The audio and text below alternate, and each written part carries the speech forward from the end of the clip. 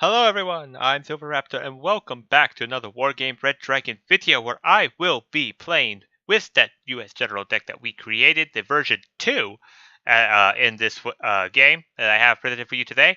I have played a number of games with that deck trying to get a good game for you guys, lots of action packed. Didn't quite really succeed in that department in terms of having a full game for you guys, but you'll see that in the what I mean in the future.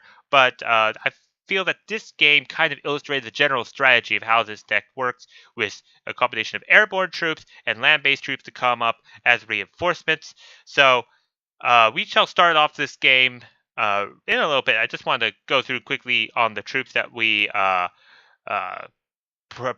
presented and brought out at the start. My allies are him, Badman, and Director Krennic. I have no idea who they are. They just decided to join my game that I was hosting. And on the enemy team, we've got Uyadi, Katpa, Tyler, Wodtek. Okay, so kind of a little hard pronounced names, but I'm not one to judge. So at the start, my allies had already popped their flares, and they managed to do it before me. And I would have actually rather preferred to go on here with this airborne, because I then would have had the helicopters. They'd fly over here. They capture this area as the land-based troops go down this really, really long pathway all the way into India and then try to reinforce. Be a really good example, but I still think this game provided a decent enough example, so I let them have it since they called it first. I am very generous, and I'm even more generous is that I got a M1 Abrams tank, which I was planning on putting out here into Foxtrot. I have a little secret spot for CVs in Foxtrot on this map. Then, of course, we have the airborne troops ready to go in.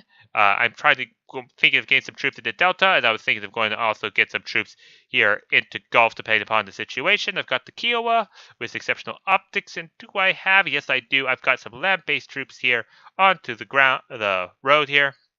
Got a number of LVTPs with US Marine 90s, as well as an LVTP with SMAs, and a couple of those CEVs, so you finally get to see these guys in action with an M1 IP Abrams and a V150, which I think has Rangers inside them, so we shall get this game underway. So, times 2 the speed, right off the bat, we're going to start, and all my helicopters are going to be making their way here. I want to divvy up the helicopters and start spreading them out. Have the CV and the twin Huey, and the Kiowa is very important right here. As with exceptional optics, I was planning on getting it right here. I can see down the road to see if any enemy troops come down, because it is sometimes a tactic where they'll have wheeled vehicles quickly rush down this road and try to push into Delta before you are good and ready. But hold the phone, what is that we see there? It looks like the enemy's doing a heli rush, and because of that heli rush, I'm going to have to keep my helicopters back, since these are all AA helicopters, but it looks like they're going to be trying to engage against Badman's CH-53G, but he's got a bunch of Celtics, Tiger Haps, and they're able to shoot down all those Gamma 2s, those anti-air helicopters, and even shoot in an Mi-17. Looks like there is a helicopter that had survived, and he is going to be flying over there. And here comes the rest of their land-based army. Director sent a couple of escorts, but they don't actually have any AA, so not quite sure why he sent those helicopters to that particular region entirely. Tiger Hap destroyed whatever helicopter landed there, and oh my god, looks like a two-man squad. The Senki has got into that building, so they managed to get their troops there first, as their land-based is coming up. Here I am divvying up my troops. Oh no, we lost the Tiger Hap. Tiger 2 is going to have to be forced to retreat. Missiles going in. Barely misses. Will it get another missile off? It does. Last missile. And missed. That sucks.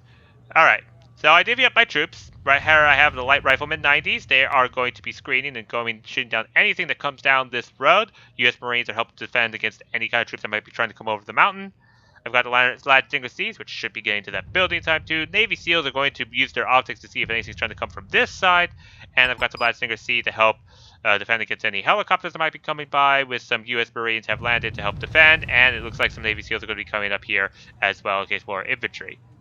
And, another thing is that I intended to send my Abrams, and I started to, but then no one was actually leaving their CV behind an Echo, which would have been embarrassing if we lost our early spawn point, so I kept my Abrams here. But the little hidden spot was, if I actually do this, is that this little bit of forest right there. Not many people seem to realize that it's there. A lot of people put their CVs in this forest and everything, where people can artillery and try to send troops about.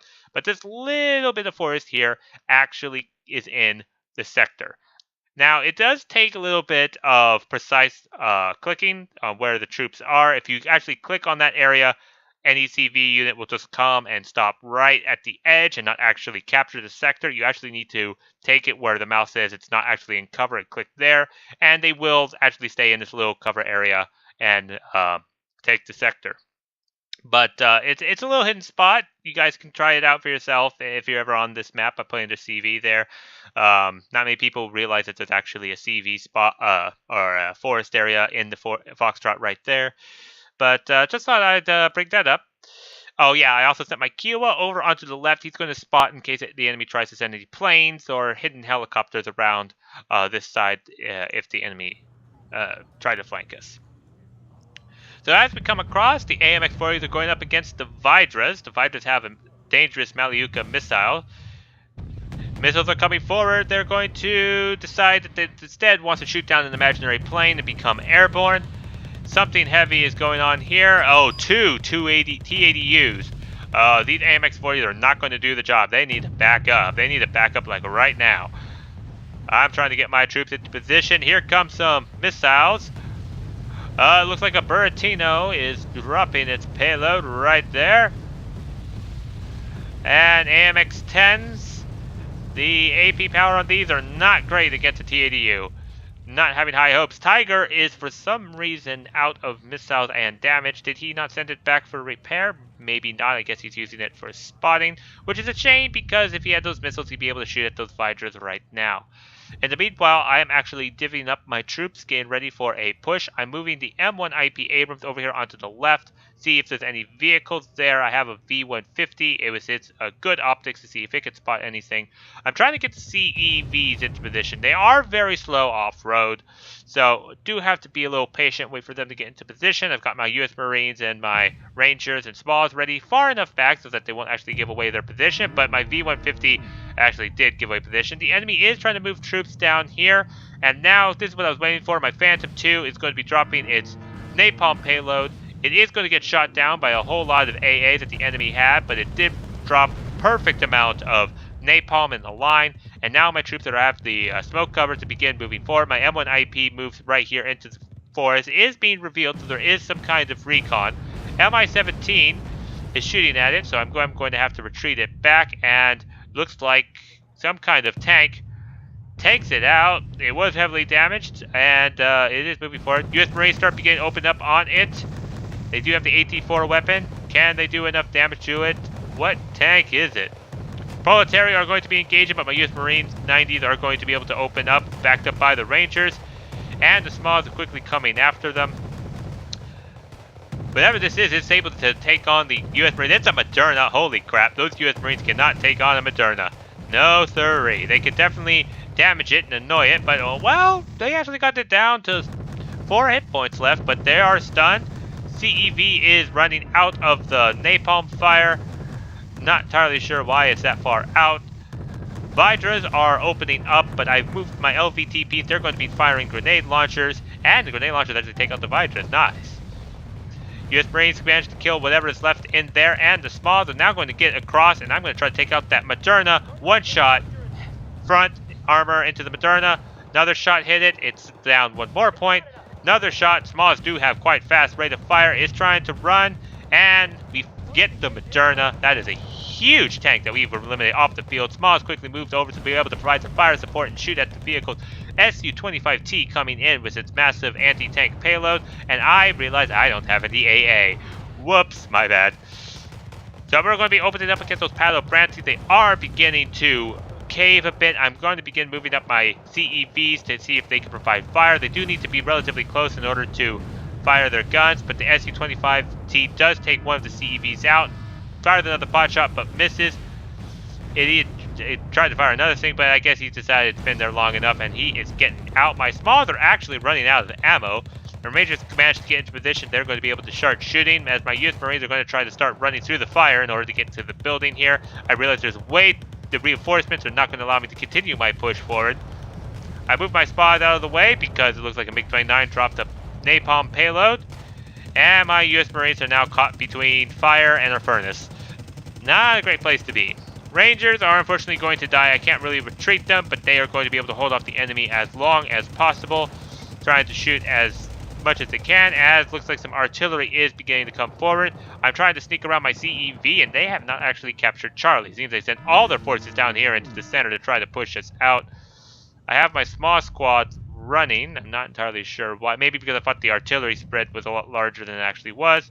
So I should be able to sending my small squads back as my U.S. Marines are pushing forward. So they have dulled my push, and in the meanwhile, Tiger Hat is chasing the T-80U, complete with the Tiger. Tiger takes out the T-80B.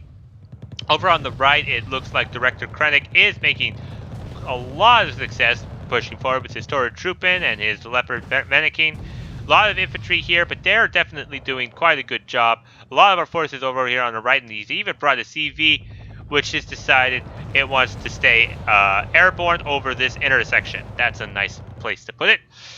So now I'm bringing up my first AA piece of a Chaparral, and I have learned with the multiplying persist deck that my two cards of vetted up Chaparrals did not quite work. So I have actually listed the updated deck where I make it just one card of regular Chaparrals or not vetted up, and replaced it with the Hawk Pips, because given the fact that our airplane tab does not have any air superiority fighter, you do need to have a bit more AA. Here comes another MiG-29. It's going to be coming over. My small fired another missile to take out another infantry.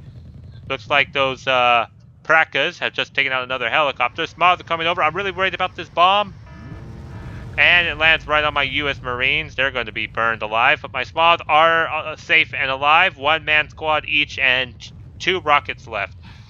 CEV is on the retreat. Guess it encountered something that revealed it. Not very good. I'm going to bring in more AA in this twin Huey, as I even have some reinforcements with my LVTPs, and the Hempt, which is coming up for the Marines since it takes so long to get there, is arriving a bit late. The SU-25T was hit a bit, so it's on the retreat. The Scott AM is dying to these tanks, and it looks like the Rector is just completely destroying his side. It doesn't look like Tyler is getting any reinforcement from his allies, as they seem to be focused on us into the center.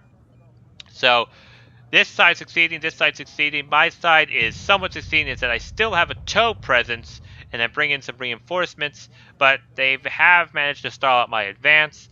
But that is still fine.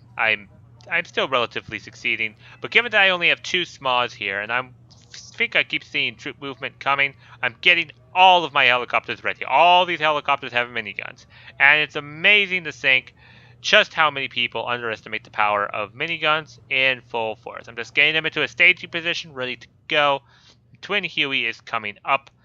I know that they have some AA, but those AA pieces have very limited ammunition, even though they are quite good. So there is a shell code there, and a T-80 UK that's waiting into position.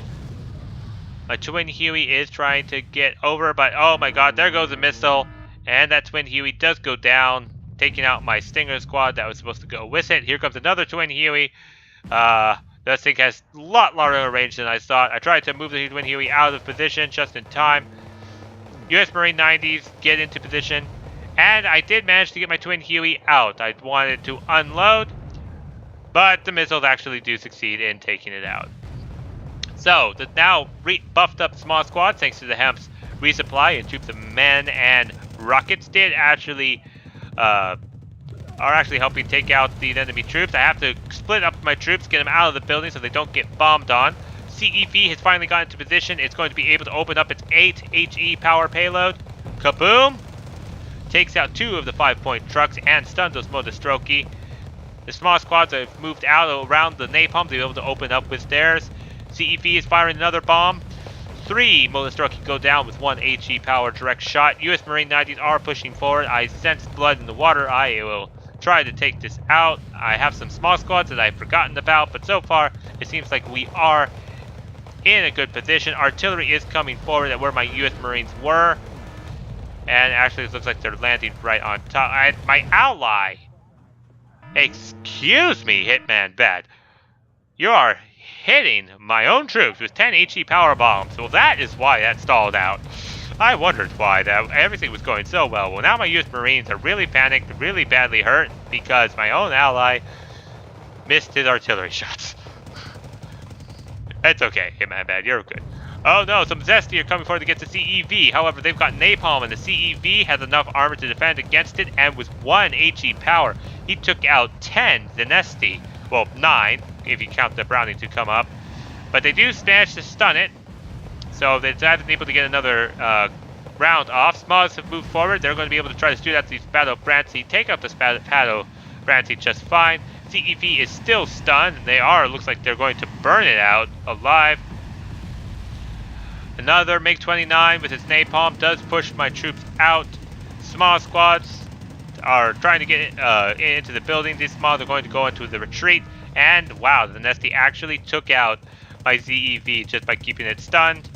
US Marines are still on the run, trying to get away from the vehicle. LVTPs are opening up with their frag grenades to take out this AA that's been giving me a lot of trouble. And then they take out the Conqueror's M. Let's see if they can take out more of these trucks. But they seem to have gotten out of range, so they need to chase them down. I'm expecting to capture this Ural at any moment, but they must have some kind of troop here. Oh, I guess the Su-25T did take it out. Chaparral fired 1 shot. What? He took out one of my progs. That stupid Su-25T. And then those things actually recovered and took out my other prog. 3 US Marines survived, but oh no, it looks like they're pushing. And I remember they have a bunch of the Nesty here as well. Small is on the retreat. Marines are really badly hurt. We are going to need to retreat, and oh my god, they're going to be trying to flank us, but good thing I've got all of these helicopters into position. I have an M1 IP Abrams ready to back up with its heavy armor. The Nesty are trying to flank, and you guys are going to see something that is so miraculous and amazing. Here we come, the Black Hawk push. With the progs and the twin Hueys, basically the minigun Finesta. Chaparral is firing, missed that big 29. Bombs land successfully onto my hemp to stun my small. But here comes all the miniguns. People underestimate the power of the miniguns. Oh my god, looks like they have a lot of trucks here. Did not see that when I played this game. But here comes the minigun surprise. As you can see, concentrated firepower of miniguns against these Zenesti are going to be taking them out. Yes, they are costing us more points, but the whole point of this is to keep the enemy from gaining ground. That is the whole point. It's also to cover the retreat, allow me to rebuff up with infantry, and just keep the enemy preoccupied and definitely get them out of these buildings. So getting up at close range, the Black Hawks have twin miniguns, so they have double the firepower. Or at least double the RP rounds per minute than these progs, but the progs still have a pretty decent amount of fire rate. As you can see, they are crewing the enemy up quite well. My light riflemen have come up against the BMPs with their frag grenades, though I think a Super Dragon did actually hit it. And they get another Super Dragon out, and it is that my minigun push is working. Looks like they have run out of missiles. I knew they had limited ammunition. They couldn't shoot down all these helicopters. Just keep the enemy back at bay. I love doing this push. Everyone underestimates the power of the miniguns on these helicopters. And my Chaparral is firing. I realized I didn't have enough AA into this position, so now that they're actually bringing in vehicles, I do need to retreat with my helicopters. The Su-25T took a direct shot from the Chaparral. Radar's malfunctioning. But those AA pieces blew up with enough force it actually stunned my Chaparral to get the killing blow on the Su-25T. That is a shame.